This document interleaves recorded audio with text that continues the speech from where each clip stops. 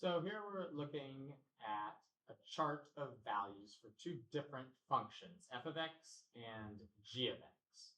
Okay? And the question is just asking us to find the x value when f of x equals g of x. Well, all we have to do is look down the f of x column and the g of x column and see when they have the same value. So right here, f of x is 0 and g of x is 1. They don't have the same value. But right here, f of x is 3 and g of x is 3. They've got the same value. So that's what we're looking for. We should check and make sure there's no other ones. 6 and 5, no. 9 and 7, no. 12 and 9, no. And 15 and 11, no. So the only place is when they're both equal to 3, which is at x equals negative 1. That's really all there is to it. We'll do the same thing here. We want to find the x value when f of x equals g of x. So we'll look in the f of x and the g of x columns. In the first row, it's 0 and 1. Those are not the same. In the second row, it's 2 and 2. So those are the same.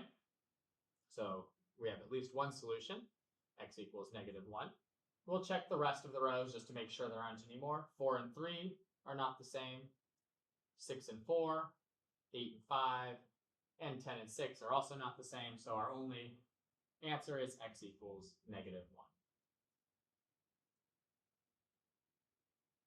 We're asked the same thing here to find the x value when f of x equals g of x. So we'll look down each column.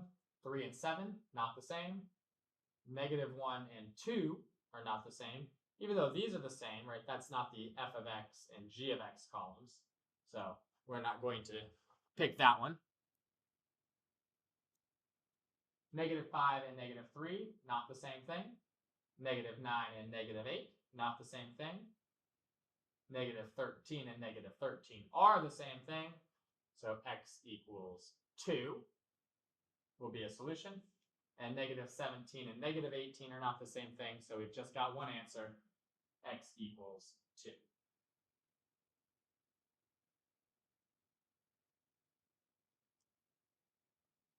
And the last one of these, because they're all pretty much the same, we'll just look down each row here.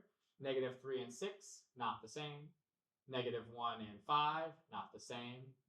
1 and 4, not the same. 3 and 3 are the same.